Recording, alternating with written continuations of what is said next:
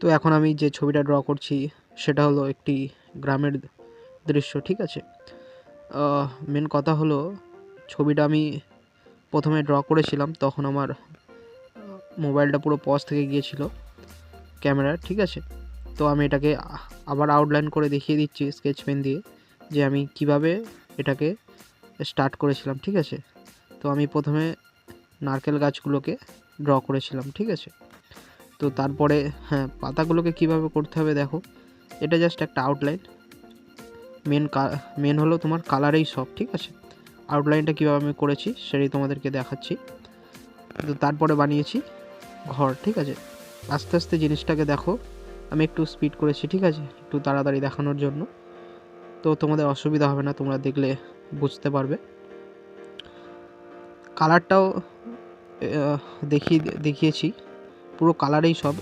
এটা স্কেচ পেনে না, পেন্সিলেই ড্র করা পুরোটা। এখানে আমি স্কেচ পেন দিয়ে দেখাচ্ছি কীভাবে আমি ড্র করেছিলাম, ঠিক আছে।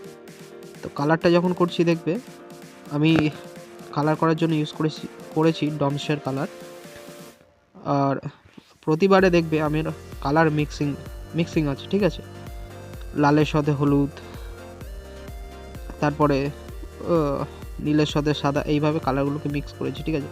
মিক্সিংটা কেমন হবে, কালার ধরে নাও আমি ঘরে লাল কালার করলাম, ঠিক আছে। তো লালের উপর দিয়ে হলুদটাকে, যে ফাঁকা জায়গাটা থাকবে সেখানটাকে ভরার জন্য হলুদ কালারটাকে মিক্স করে টানতে হবে, ঠিক আছে।